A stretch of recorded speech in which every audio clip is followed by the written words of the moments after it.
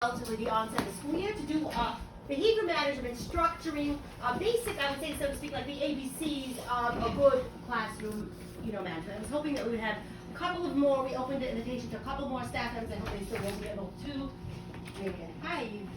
Oh, yeah. Oh, hi. How are you? Come, sit down.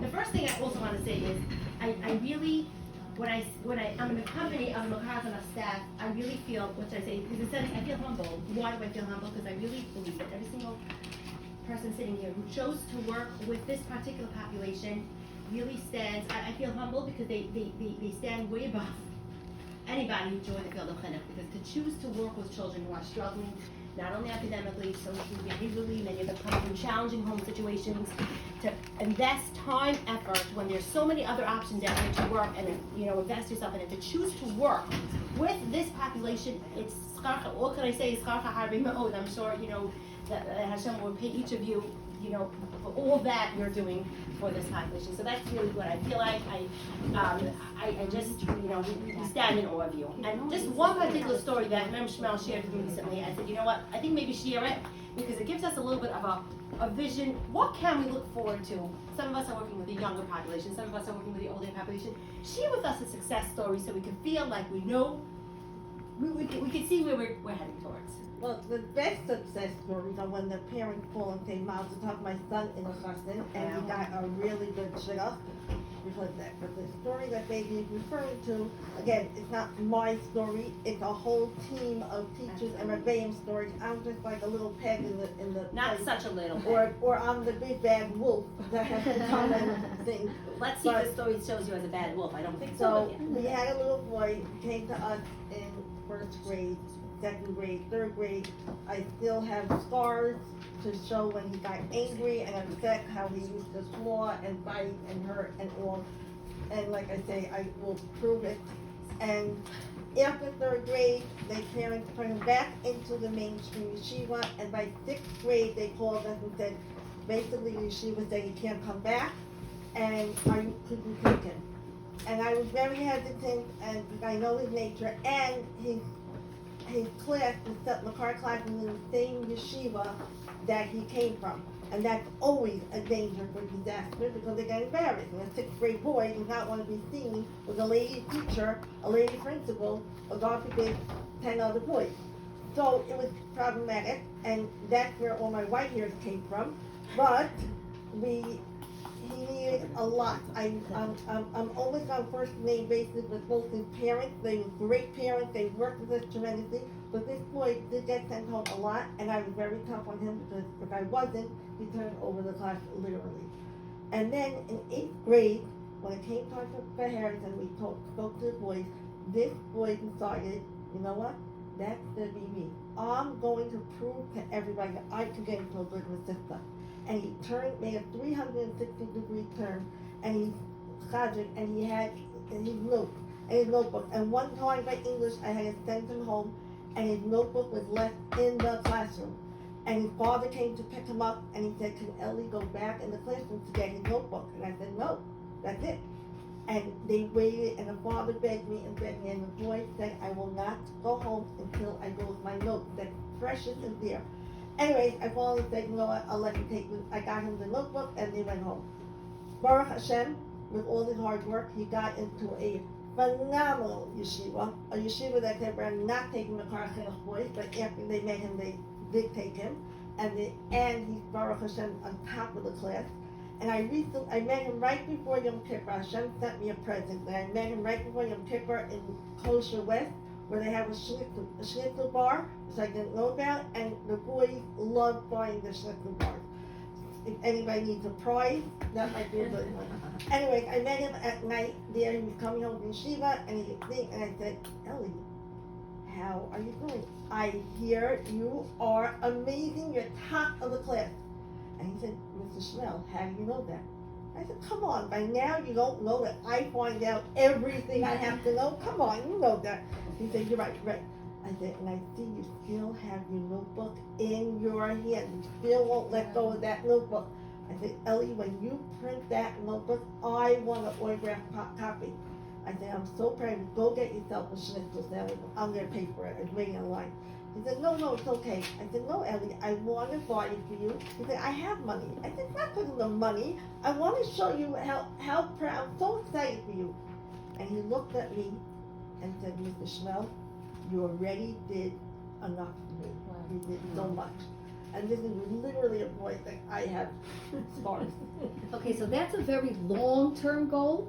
And on a daily basis, you're probably not going to hit that long-term goal. I think Hashem sends you those little nuggets once in a while, just when you're about to say I'm done. No, But every kicker, every what we're kicker. going to have to pray But for. we have, and I always joke around. I want beyond that. I hear a lot from a Makor Chinuch that they want their kids to get into great masiftas, and honestly, that's not my goal. My goal is that the wife comes over to us and says to us, "You made a mensch of a husband." Quite frankly, that to me is the ultimate. I just came from a 3-day travel experience, and Rabos Machshavos B'Lev Vatzas Hashem Hitakum. I had this glorious plan, and on paper it looked amazing. I was going to go to Cleveland for the first time since the pandemic, and then I was going to go to 5 schools there. Then I was going to come here, visit some of the Makor Chinuch classes, Yesod classes, and then today I was going to give the workshop. And Hashem said, "That's nice, but that's not what's happening." Newark decided to close down. I'm not really exactly sure why, because I don't really see any bad weather here. And I ended up having to fly back to Florida, to fly back to here to come at night, so I did not get to see the Yesod and the Makor classes. But I want you to focus. I love that story, but I want you to, as teachers, to focus on much smaller baby step goals. Because if we live for that moment may or may not come. And we need to know on a daily basis, just a teeny little thing that happens that shows what I call an aha moment in special ed, where, oh, I think they're getting it. I think it's happening. And I'm going to tell you an aha moment. Miri will appreciate the story. I happened to have flown back to Florida yesterday. It was not the ideal situation, but because I was in Florida, I got time to spend with a kid whose initials are MJ. We're not going to mention names. And I got to watch him working with both a Kriya teacher and a reading teacher.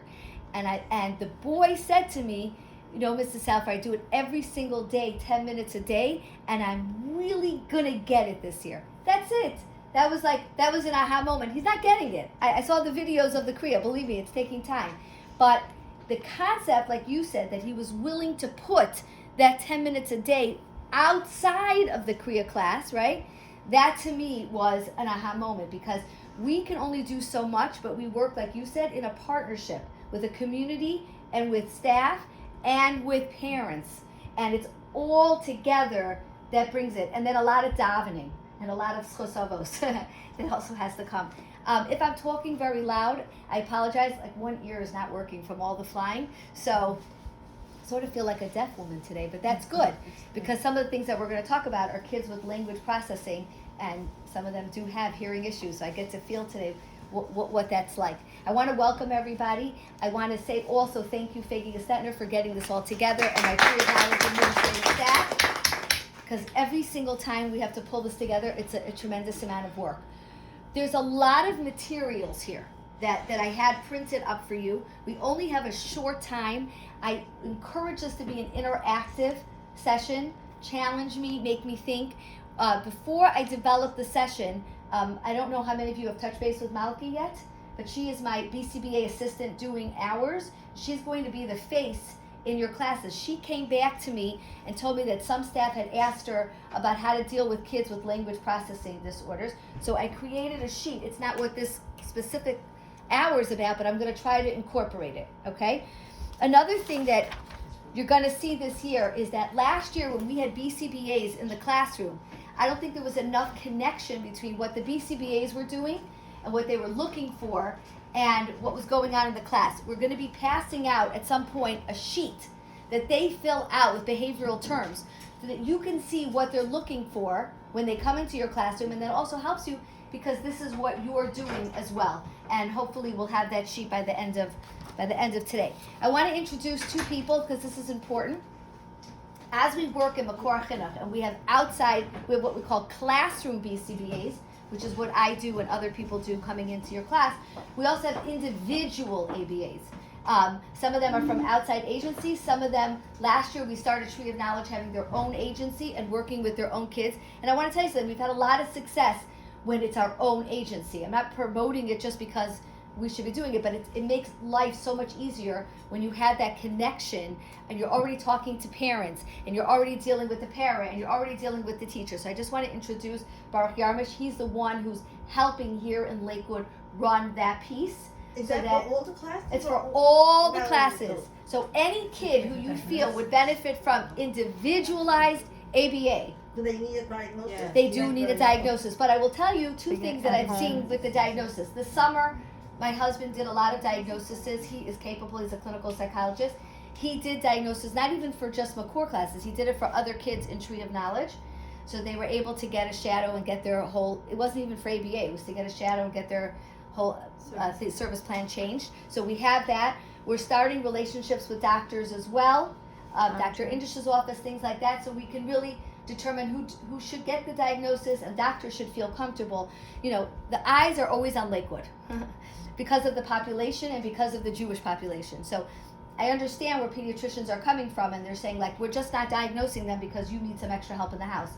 But when they work together with us and we have the data that they're looking for, which is why the classroom BCBA is coming and she's now starting to take data, then the diagnosis is so much easier because we're calling the pediatrician's office. They know we're already there. We've already taken data and they feel comfortable that they can make the diagnosis without hysterics. Now, we're not making a diagnosis without the cooperation of the parent. So if you have a parent who's anti-diagnosis, then don't even bother. Don't drive us crazy. You understand? It has to be in partnership with the parent. And I'll tell you something else. What today they'll say no to, next year they may not say no to. So you really can't write off. I see a lot of parents, especially in Dobesh, who initially said no. Now they're like fighting for it, calling me up every day. When is the insurance going to come through? So they have to see the benefit from it. And there is a huge benefit because I'm now doing it in Dobesh for the first time, which is crazy because we've been around 12 years with diagnosed children with autism and we never did it. But they have individualized care. And a lot of it helps not just with behavioral but skill acquisition. So for example, my paras now are doing the reading, the Kriya work, all of that stuff because skill acquisition is a part of ABA. It's not just behavioral, okay? So that's also a big thing. If the parents realize that there's a benefit that they're going to get skill acquisition, then they realize, oh my goodness, this is worth something. And we are training our paras not just to go in there and like, you know, I've heard the complaints, but to actually really be there to help the kids, both in taking data and doing skill acquisition. Okay? But they have to have insurance. They have to have insurance, non-Jersey care right now, and they have to have a diagnosis. Those are the two things. But we are in network for who we Blue Cross, Blue different- Cross, different Horizon. insurances, We're in like network, major- so that means that the parents don't get extra costs because we're a network. And there's very few BCBA companies here that are actually a network. They'll take it for out-of-network services and charge a huge amount of money. We are in network, which is most BCBA companies will not go in network because they don't want to take the lower rates. But we chose to go with Horizon because it's the largest one, and because parents can get insurance and it's not that expensive per month. It's a huge value. If you add up what they have to pay per month to get Horizon versus what it will cost them to hire Kriya Rebbe's, help, this, that, whatever, it outweighs what that cost is. So he can help you with that. He can help you with the individual insurance, which we're getting here by Ideal. We're partnering here, right? Yeah. We're in their building, but with Chesed. Okay, second thing I wanted to announce is that we passed the zoning of our new building, which is like amazing. Of course, there's rewrites and there's re-architecture and there's re-this and re-that, but at least we got the zoning for Tree of Knowledge on 248 River Avenue. So at some point in the near future, maybe 1 year, 2 years, we will have our own office, and now we're reconfiguring to make it bigger. So those are the kinds of things that we're working on, but at least we got the zoning passed to be able to be on the 9, okay? There's two things that I've passed around, classroom behavioral management. I'm also passing around this blank sheet. It doesn't affect you. You're not the ones filling this out. This is what the BCBAs are filling out. But you want to know what these terms are. You want to know what it is that we expect. This is not a BCBA goal, and I told this to Malki when I hired her. Our job is to train you. That's what the BCBA, when we talked about the school-based BCBA, it's not to walk in and be like, oh, which kid, we're not the discipline, like, oh, that kid wasn't behaving today. People think that's what BCBAs do. Our job is to help you improve your strategies so that you have less behavioral problems. These are some of the strategies you can use, so I'm pass this around, to do that. And that's what we're going to be talking about today in classroom behavioral management. Okay. So, as I told everybody, the school year now has officially begun. Rehearsal dinner at Vorspeis time is over. We are now in October. And whatever we did before Yontif is before Yontif. BY, it's like before Corona, BC. Gone, done. Now we start, and we're really getting a chance to look to the kishkas of our children, what's going on, how we can manage. And it is a hard month. I am finishing October exhausted, because now I'm really getting to see what's going on. Now, the nice thing is I spent time in Cleveland going to my special education classrooms there, and I was in 5 schools, and I can use all the examples from there, and you don't have to feel bad. And they're not here, and you're never going to tell them right now. I saw amazing things. I saw amazing things in the classroom that I can share with you as you go through. The more the classroom is set up, the more we prepare, the less behavioral problems we're going to have. Now, you have a dysregulated kid who's off his medication, you can have the most gorgeous classroom in the world and everything could be destroyed. I get that, okay? But you can't take away from setting things up, right? When you walk in and you have your coffee and you have your muffin and you have your wrap, right? There's a good feeling that you walk in with. When you walk into a classroom and it looks pretty and it's nice and you have a corner set up for reading and you have different things, it also makes the kids feel better and you're going to have less behavioral. Now, too much is not good. So sometimes I walk into classrooms and I'm overwhelmed. It's all over the place. So you remember that our kids start off overwhelmed. We're dealing with special education children. We don't want to overwhelm them, but we also want to make it beautiful. And I know that some of you work in schools that just are beautiful. And some of you work in schools that aren't beautiful. In Ohio, we have EANS like we have here. And there, you had to hire a special EANS supervisor. That was the law there. So I hired back a woman that worked for me many years ago, had children, said she would never work again. But after spending 2 years at home, Cleveland stayed home a little longer, she was ready to get out. So she called me for a job, and she's ending up doing this. And we went from, it was very interesting for her, because she had never actually gone into the schools. She had gone into the hospitals for me, but she hadn't gone into some of the from schools. She only went into the school that her kid went to. So we went to 5 different schools. Some buildings are magnificent. Cleveland is building a school right now that is like, you can't even dream about it. It has sensory rooms, it has this room, it has that room. Building is magnificent. Then we went into little chadarim, right, that look like, that smell like cholent, and they have a salami smell to them.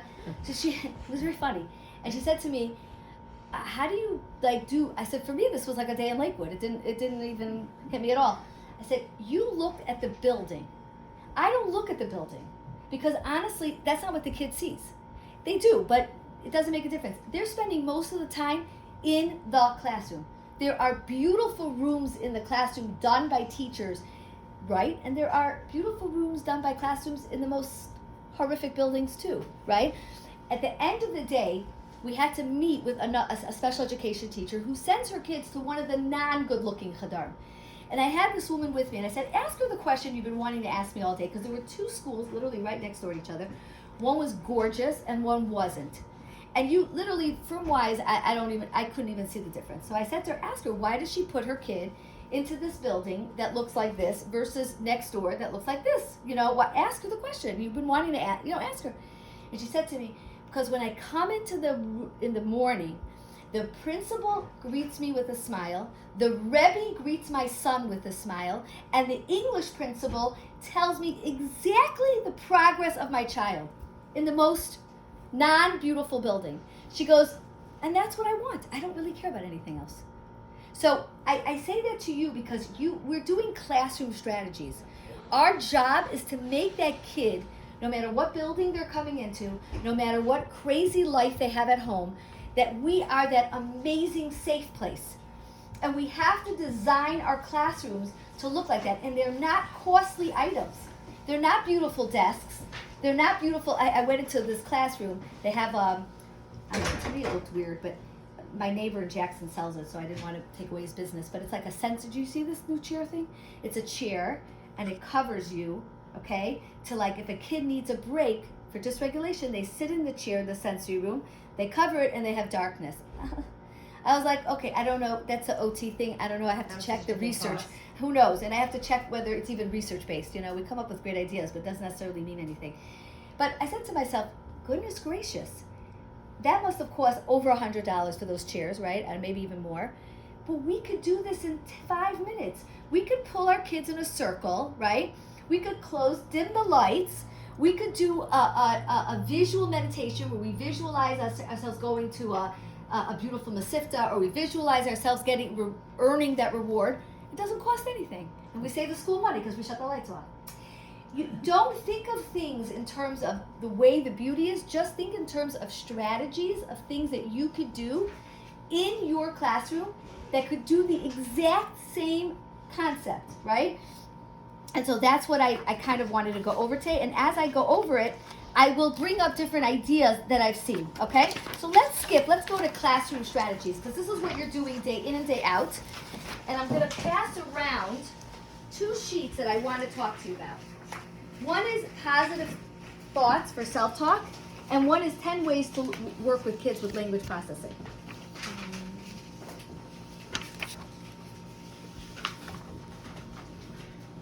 Okay? Because this goes on to classroom strategies. This is what it's talking about. Okay. One of the biggest issues that I have seen in the special education classrooms, whether it's Lakewood, Cleveland, or Florida, is this concept of I cannot do it. I am stupid. I go to a yeshiva where women are teaching me, so my life is horrible. I am not the norm, right? You hear these comments all the time. I personally feel in the behavioral terms, they actually don't mean anything. I think it's gauging your reaction. But we have to, from a very young age, teach our kids positive self-talk. Teach our kids that when they come to us as a teacher, when they get attention from us as a teacher, we want to hear good thoughts. So if you see the first thing on this is classroom strategies, frequent use both of verbal and nonverbal praise. Okay. We want to give praise to them when they do something correct. Okay? And we want to do it with kids that have language-based issues with the least amount of words said. Because they live in an overwhelming language environment. Our community it's all we do is language. We surround them by language, verbal language. And they're overwhelmed. Their brains are overwhelmed.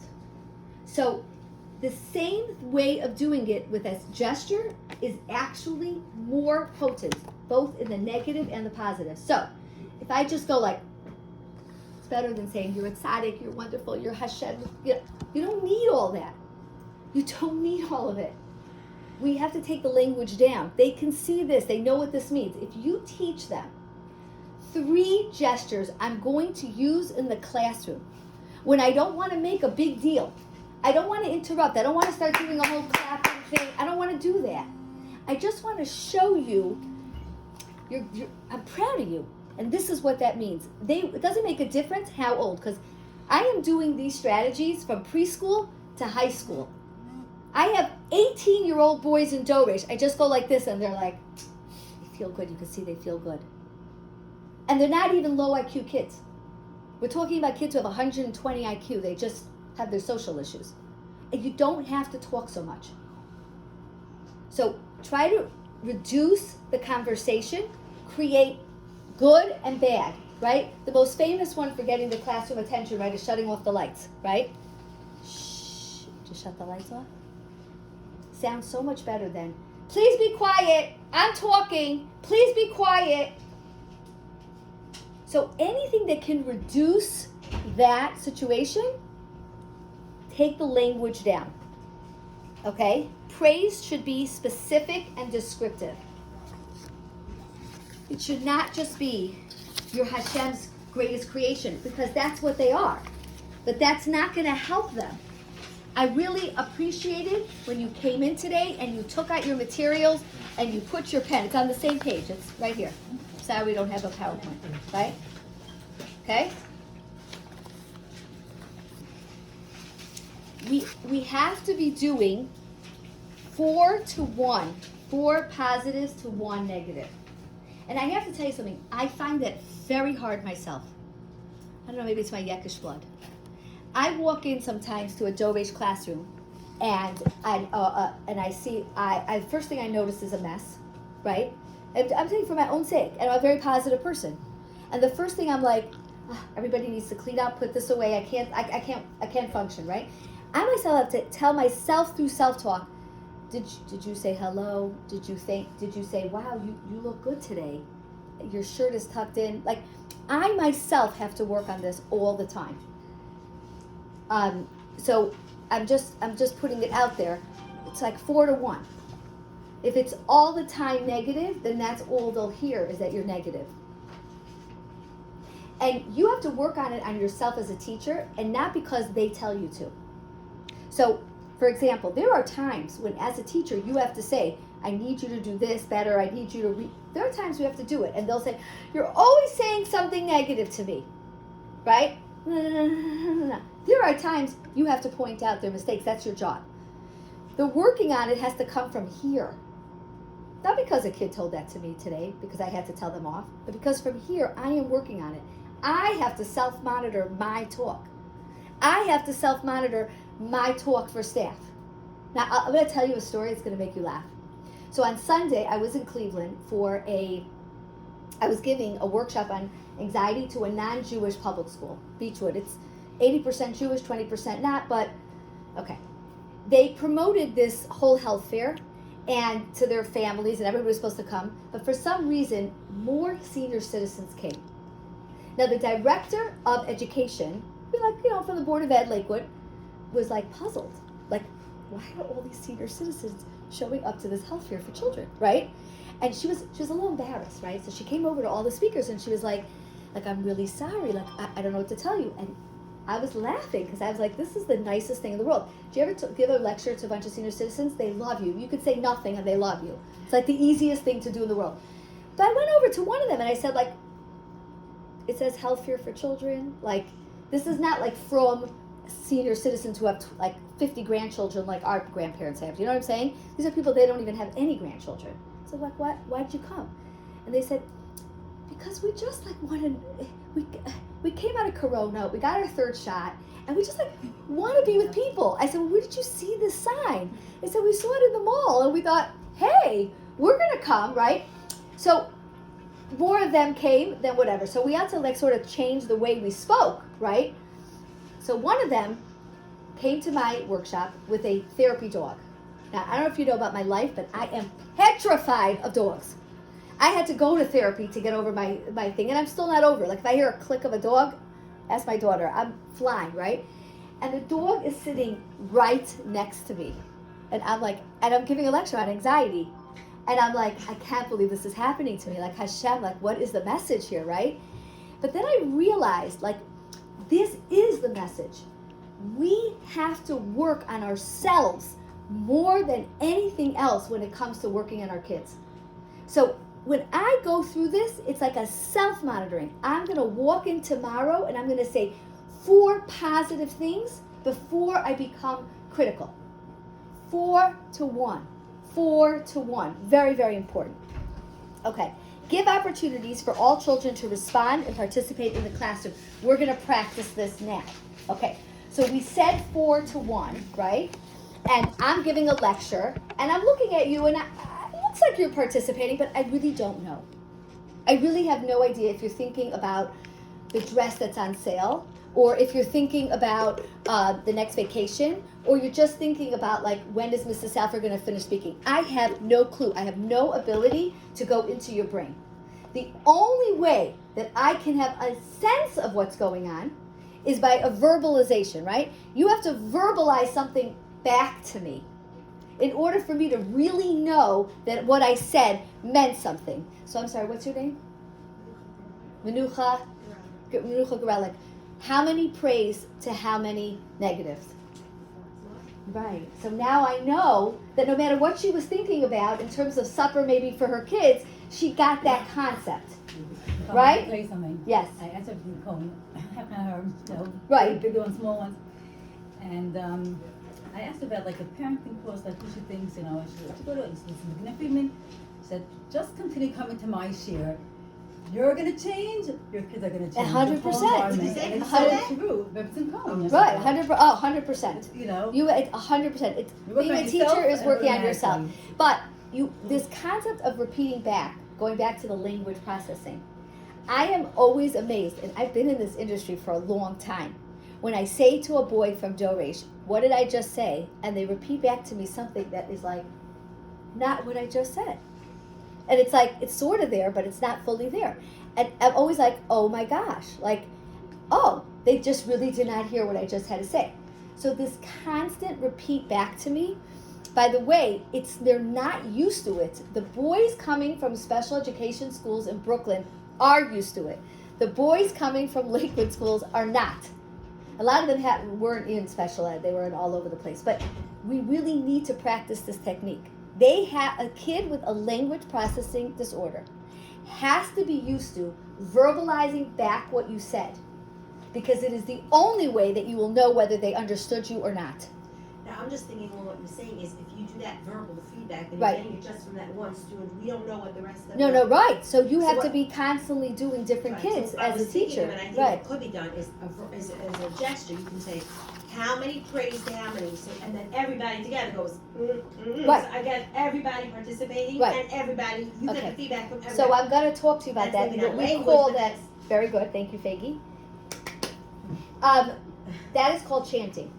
So in Catholic schools, I actually learned this technique. Because what happens in Catholic schools is they say back to you what you say. So if I say good morning, they say good morning. If I say we're going to have a great day, they go, we're going to have a great day. They actually repeat back, not always, but the beginning part of the day. I went to a Catholic special education school, and this is what they do, and they call it chanting. The teacher says it, the students repeat. And we know that works, because if you've gone to like the Zilberman method of Kriya and all that kind of stuff, they go back and forth, right? The Rebbe says the Mishnah, they say Every the Mishnah Cheder out does it loud. like that. Every Cheder does it. When it comes to English, we all of a sudden don't do it. I don't know why. So that technique of what you're saying is very important. So, good morning, good morning. We're going to learn today 10 minutes of reading. We're going to learn today 10 minutes of reading. They go back and forth. Only for the first 5 minutes. Only like for the schedule. And then whatever. And I also think it helps a lot with anxiety kids. Because one of the things I've noticed with the children that have anxiety in Doresh is they're constantly asking you the schedule. Oh, what's next?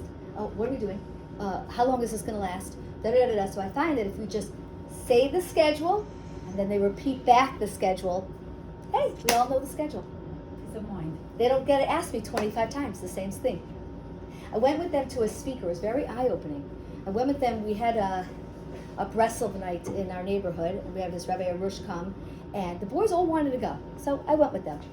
And it wasn't a yucky. It was running late. They didn't come till who knows when. I couldn't get over how many of my kids came over to me between the time he was supposed to come. And Musafer, he's 5 minutes late. Musafer, he's not coming. These are the same boys that can't make it to class on time. You understand what I'm saying? How long is Rabbi Arush going to speak? Is he going to speak for 45 minutes? I said, I don't know. I didn't have a conversation with him before. I wish I did, and maybe I would, right? But what I find is they were getting anxious. Now, I didn't know the schedule for that event, but we can avoid a lot of anxiety if we have them repeat back the schedule. We're going to go here at 9 o'clock. From 9 to 9:15, the teacher may be running late. Hopefully it'll start between 9:15 and 9:20. He will speak anywhere from 45 minutes to an hour, and then we're going to go back. And if they would repeat, I started doing that, repeat that back to me. Then when they asked me the same thing 5 minutes later, I said, I already answered your question, you repeated it back. So chanting helps not only in knowing what they're saying, but that same chanting is something that they can do in their mind. We want them to have positive self-talk, which is one of the forms I sent out. positive self-talk for a person who has negative thought process has to be repetitive in their mind, like a movie, constantly going, right? So I'm going to tell you a story. I got stuck in the airport in Cleveland, Ohio. I lived my worst fear. First of all, getting stuck in Cleveland, Ohio, fear number 1. Fear number 2, being stuck in an airport overnight. Never happened to me. I'm 50 years old. It has never happened to me, but it has been a fear of mine. And do you know who sleeps in the airport at night? Not the most yummy people, okay? And I was stuck in the airport. It didn't pay. I knew the next flight out was like at 5:30 in the morning, so it didn't pay to go get a thing. My phone was dying anyways. I was too tired to even figure out where I would go, you know? So I sat down in a chair, and the people that were there were mostly African American guards that I guess start like at 3 in the morning, 4 in the morning. So I was sleeping with the TSA guards who were all snoring, and I was petrified. I'm being honest with you. My stuff was there. I think they're going to steal my phone. They're going to steal this. Every bad thought went into my mind, and I had to practice my own self-talk. Like, nothing's going to happen. You're in an airport. You're going to be okay. You're going to get another night of sleep another time. Like, I had to practice in my head that movie that I practice with kids, and it worked. I was able to breathe. I listened to I finally found a plug. I listened to a class, and I was okay. That self-talk, they have to be having it in their brain like a movie, okay? So that's it. Okay, next, let's go to the next page. So you teach it directly in class and you Yes, reinforce it? you Like, teach it's it something directly that in we class. Visual Yeah, and model right, it and and reinforce exactly. it. So for example, you practice. If a kid comes over to you and says, upset by a mistake I'm and stupid. then- Let's use that example, right? You hear that all the time when you have to do something. I'm stupid. I go like this. This is my gesture, which means change it. Okay, Mrs. Saffer, I can do this. I always say that. I go like this because they already know. Like, I don't even want to hear it. I don't want to hear that I'm stupid. It doesn't do anything for me and for them. But I'll say to them, if you say a comment like that, that's a negative thought, right? I'm just going to go like this. It isn't because you can't say that comment. You can say it, but it does nothing to help you. You want to get help? Here's what I want you to do. I can do it. Let me breathe through it. It's not going to be perfect. I don't need to be perfect. I just need to make baby steps. Okay, I'm going to do it. And go like that. And then they're able to get through that comment. But they might be too escalated to do. Right, so if they're escalated, you just have to stop it. If they're very escalated, I still don't listen to it. So you go into a room, scream your heart out. Like I tell them, well, we're in Florida, but like, go outside, scream from here to Timbuktu, talk about your miserable life, all that's good. Go into a mirror, go into the bathroom, get it out. But don't get it out to me. Because this is very, very important. We are agents of change. If you think that you can listen to them cry, you can, as a little kid, cry it out, here's a tissue, get it out of your system. You can listen to it, okay? You can give them a period of time, what I call a grief moment, but you can't listen to it all day. So we had a situation with us Yeah. where crying became a thing. Right. There's one kid who's grieving and Right. the social thing, so she cries her Right. life away, and it's a big thing. And at this point, Right. we got very catchy, and Right. it's girls, Right. and what they do is they cry. Right, so you give them a tissue. I know, I don't have that with boys, but I've had girls before. Give them a tissue, get it out of your system, go into the bathroom, wash your face, come out. But we are agents of change. Our job is to change the mood. Our job is to get them to cry it out. Go ahead, cry it out. But How do we shift the attention-seeking behavior? right. That it shouldn't be. Because just like sometimes cry. we have to ignore it. Sometimes we have to say to them, if it becomes something that's constant, we have to listen. I'm not Like you tell gonna them. listen to the crying. I'm gonna allow you to go to the bathroom and cry it out, but I'm not gonna listen to it. When you calm down and you're ready to talk, and we can have a conversation, then I will be here for you. You don't have to give in. That's part of the, I see it with boys, not in the sense of like crying, but I hate him, I'm gonna kill myself, this one, the rabbit's horrible, but that is two things, attention and escape. if I get your attention, Right, and you you're know, avoiding and then I don't have to do the work. Right. So it's That's two really things what it all in one. Yeah. And now they know you cannot come into my office with that. So then it's an extended amount of time, you go to the bathroom, come back, then it Right. becomes a little a train station of people choosing. No, right, but you just said, you don't have to go to the bathroom. If they're just a little crying, here's a tissue, here's a pack of tissues. But give you them- tell to them before. Before. I can do the listening. I've Meaning given I it- can give attention. Right. How do you, I cannot give attention to that. When you are crying, I cannot give attention. tell it to them before Yeah, so they know. before. You're not me, Right. you're not this. No, This right, this is the way it is. I'm running a classroom. I always tell it to kids also. We are running a group classroom. We do what is the benefit of the group. You need a personal therapist, you go to a personal therapist. I tell it to parents all the time when they call me. My kid, I go, we are running a group classroom. We're going to do the best as we possibly can for the individual. They'll say, Darko. We have multiple strategies to give them the Chanoch Hanar Al Pi Darko. But at the end of the day, we are running a group, and we cannot let this run away from us. We must keep control. My husband will tell you this all the time. You are walking into a circus. You are the circus person, you know, like that person who puts down the thing where nobody goes to circuses anymore, right? You have lions and tigers and bears all around you. Not because they mean to be, not because that's just what they are right now. You must keep them at bay. You let one lion let loose, you've lost the circus. So our job is a group. We're not a one-on-one. We're not social workers. We are not. We are teachers. And our job is to impart learning. Learning requires management. Management requires pluses and minuses.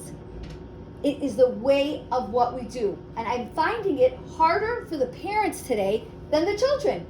I don't know why. I haven't been able to figure it out.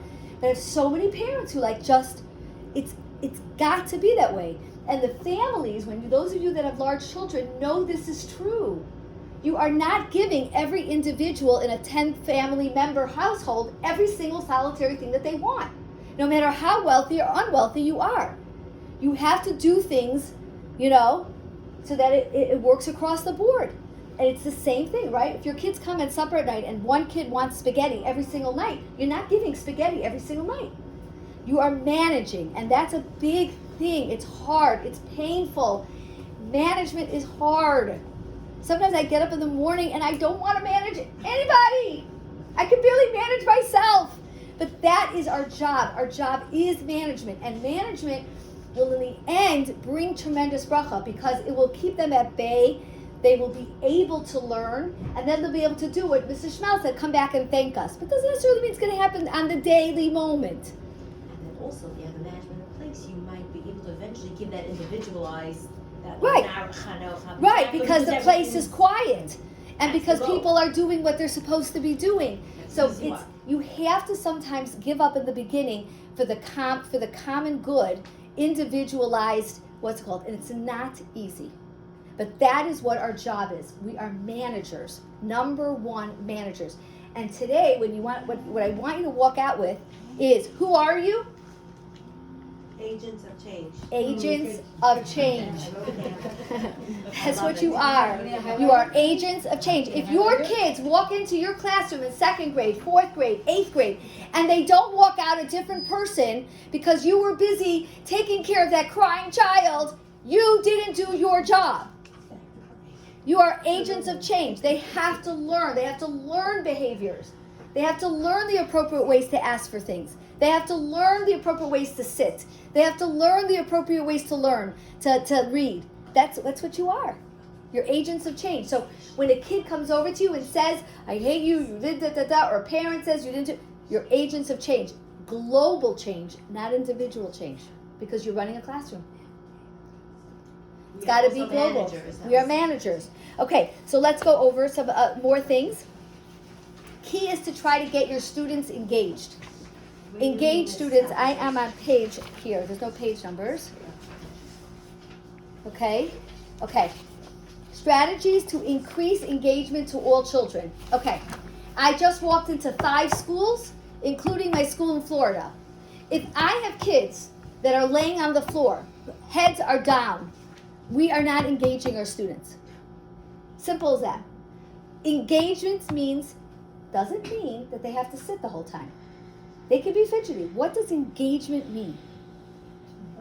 What? Just be involved. They have to be Part, involved. Alive. Exactly. They have to be alive, which means the teacher has to be alive and the students have to be alive. It has to be interactive. You have to hear the voice of the teacher, of the student that day. It's something that you're teaching. It has to be a give, a take, a back and forth. If you say that there's an assignment that they're doing writing on a writing board, I saw that in one of the classrooms I went, the kids are working on the writing board, right? The teacher was up doing D's. She was teaching them how to write the letter D's. They had little boards in front of them. They were writing the letter D's. That's engagement. So anything that we can do, by the way, to increase engagement is a big deal. I saw that in Hebrew Academy in Cleveland. I liked it. Little whiteboards are a great thing. Because then the teacher could walk around effectively and see which kids got the letter D and which kids did not get the letter D. It's such a simple thing. How many of you guys have little whiteboards? Good. It's great. It's a very effective tool. The kids were then erasing it and going. Right there you could see that they're engaged. Engaged is chanting. You know, A, apple, ah. Everybody repeats back. A, apple, ah. Right? That's what you were talking about. Okay. Deliver precise, specific, direct, paced instruction in a calm, quiet voice, followed by praise for compliance. Now, why am I pointing this out to you? Because the only place I truly see this is like the Catholic, if you ever walk into a non-Jewish school, they're very quiet. They talk in very low voices, and the kids talk in very low voices. And if you walk in the halls, there's no noise. It is not a reality for our people. Our reality is we can do precise. Take out your pen with your notebook. We can say direct. What's your name again? Tehila is your pen and notebook out. Yes, I see it's out. Excellent. Paced instructions. We are going to finish this today at 11:30. I am going to finish speaking at 11:20, and I'm going to give 10 minutes for open questions. We're going to learn the letter D and the letter L today. We're going to then write it. We're then going to read. Paced instructions. We know what we're doing today. We know what we're doing tomorrow. Calm voice, I think is fine. Quiet voice, I don't think works. I think our kids are used to hearing noise. I think if we talk like this, it's not going to work. But try it. It's a good thing to do when it's very noisy. When it's very noisy, then you could drop your voice. Right. Right. I think when you're actually teaching, I think you have to be a little bit more exciting, and I think your voice has to be a little bit louder. And then praise for compliance. Good job. You have your paper there. You see what I'm saying? That's what you have to do. Okay? Now, if you're dealing with older boys, not younger boys, boys that are readers, then you should have all of this on a board. Last year I went into a first grade class of non-readers. I held the teacher at task in one of these workshops, like, what are you bothering putting stuff on the board that they can't read? But if they can read it, schedules should be on boards around. They should be able to look around and see it. Time clocks are very good. Sand clocks are really good. We're going to do a 30-minute session on reading and use a 30-minute sand timer. They have big ones. I love when I see those in classes. Flip it around. 30 minutes is starting. Boys know they can look at that. They can see that it's ending. Very, very important. Kids want to know when the class is coming to an end. It's no different in special ed as in regular ed, but it's double for our students because they have struggles. So a regular kid is like, oh, this is an opportunity for me to hear the Rebbe hear me. I can shine. Our kids are not necessarily always shining. So it's important. Those big sand timers for an activity are really, really good. Okay? And then like this, if a kid needs an individual timer, then you could say, so if the session is 30 minutes, But I need to work on with a kid that 5 minutes he's engaged. That's the individualized. I can give him a 5-minute timer and see that on his desk, put on that 5 minutes. Let's see when you flip it. By the way, kids love flipping the timers. And it's a great way because it doesn't make noise. It's not on your phone. There's no beeping. It's simple. Like when that time is up, and it's so funny because I'll have kids who say to me, Mrs. Salford was so much longer today. It's the same 30 minutes with the sand. I guarantee you. Like it's not, but, or it just that sand went so quickly. I couldn't believe it. I looked up at the sand. It was halfway done. So it's a visual thing for them in terms of timing. Okay?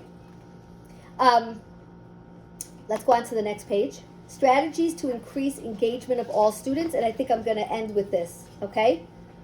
Now, they say to introduce the simple before the hard. That actually, the PREMAC principle, okay, talks about doing the hard and then the easy. So it really depends. You have to know your kids. I find that with older, like when you start getting into the older 8th grade or 6th grade, you are far better doing the hard before the easy. Like we are going to get that. What is the hardest thing I have to teach today to my students? We're going to do it first thing. And then we're going to get that out of the way. And like by 2:30, we're like coasting. We're doing like the easy stuff. I find that get the hard out of the way. But you want to use the PREMAC principle. You want to tell them this. First we're doing this and then we're doing this. And like if we can get to this by recess, maybe I'll even give you an extra 5 minutes. So I feel that with our kids today, it's better to get the hard out of the way. Now, if they're too anxiety ridden or they're too so sometimes you have to like break them in. Okay? Instructions should be very short, very precise, very repetitive. Should be the same almost every day. We are now getting into the 2nd month of school. We're going into November. These kids should be able to repeat back to you the instructions. If you're doing a lesson with reading or you're doing a lesson with math, they should already know what the instructions are. You should be able to call on a person, be like, what's the instructions? First take out my pen, then take out my notebook, then take out my whiteboard. They should be like this already with instructions. You shouldn't be wasting your voice on instructions. And let them, as language processing kids, say it even without, and if they say it wrong, then you just repeat it, and then they repeat it back to you correctly. Okay? Choice and access to preferred activities. You should be having conversations with them within limits. So guys, if we finish the 30-minute session with the sand timer, the rewards are 3 options. 5 minutes extra for recess, da-da-da-da-da, and da-da-da-da-da. What should it be this week? Let's have a vote on it. Never going to have 100%. So this week, we're going to have a vote on it. They should be engaged in the rewards that you're giving. Don't create them for them, but you have to give them a parameter of the rewards, right? Because, they could say, I want who knows what, and you can't do it for them. Okay? And then you should be able to use their own special interest. I'm always amazed how a kid will tell me, I love to sing, and then when I have them singing, they say to me they don't want to do it. So you got to be careful with interest because they want to do it on their terms, not necessarily on your terms. But you want to engage them, allow their special interest. I have an interest in rainbows. I have an interest in animals. So for that, you use that as part of your activities that you're doing with them. Okay, so I'm going to stop here. Let me just tell you what you have here that you got. You got the classroom management strategies. You got a sheet that had this positive thoughts of self-talk because you really want to work on this. They should be able to chant this. And then you got 10 ways of different things that you could do to work with kids with language processing issues. Okay? These are all very simplistic. The goal of this original workshop is then to sort of okay, for next time, I want very specific training. Okay? I just want to end with one concept that I have a woman working in my office now as an RBT. She's my assistant in Florida. And she told me something that she saw in a public school, and it's just an idea. I couldn't get it together for this workshop, but I want you to think about it. She said that she walked into a public school special education classroom, and they had a white envelope, very simple. I think I'm going to try to have this made for all of you. And they had 4 or 5 pieces of felt. red, yellow, green, nothing major, right? She said you could do that, or some people, she said, had like laminated, construction paper. And she said each one of those things represented a different behavior that the teacher wanted them to do. So for example, red, it's time to go into individual red reading groups. Green, she had like each one. So instead of having to say, okay now, it's reading group time, blah, blah, blah, blah, all she had to do was pick out a color without saying anything, and the kids knew by looking at the color what is it and what they have to do. So it was a training process at the beginning, but once she got it trained, then also she allowed days where different kids could choose. What are we going to do first today? Malka, go up and pick out one of those things and just pick it out. Or that was just that was a random picking. But then on another day, she would say, you could choose from the colors because they already know what they represent, and you can pick out what we're going to start with. Gives a lot of, each kid is going to get that opportunity to sort of go with that schedule. Something you have to think about, but it was a new concept that I had never heard of before, and I liked it. Because the woman said it eliminates instruction. Once they knew what it was that they had to do, all she had to do was pick out a card and show them the card. And she didn't have on it like a kid taking out their pencils and their paper and da-da-da. She just had a color. So they got used to the fact that she was, in behavioral terms, we call that pairing. That color represented what they had to do. It eliminated instruction. And then there was a point system for following the colors, She also had something very interesting, she told me. Some colors were, goes back to what I was talking to before. She had tickets that matched the colors. So for example, reading in peer learning reading, which is hard. The kids have chavrusas, so they break up and they have to read to each other, which is a hard thing to manage. They got, let's say that was green, so then the tickets that they got were green, and they were worth more in the token economy. So what it was necessarily, and the value based on how hard that instruction was. I thought actually that was a really good thing, and it's something I've never seen in a Lakewood classroom. So what I'm going to do between now and next week is we're going to create those felt things, or laminate pictures. We're going to give you the actual envelopes. You as teachers can think what would that represent? What are procedures in the classroom that I need done every day that I'm always saying, here we're going to do this, or here we're going to do that, or bench, or whatever it is that you guys do, that I could just use this color for, and then to figure out what the value of it is in terms of tickets, and then how and what they earn with it. I think it's a very simple idea. Doesn't require any computers, doesn't require anything, and you can play with it as you see how it's working in your classroom. I think it's a great classroom management technique that somebody mentioned to me. Try it. Thank you. Okay? Thank you. Thank you very much. You want to have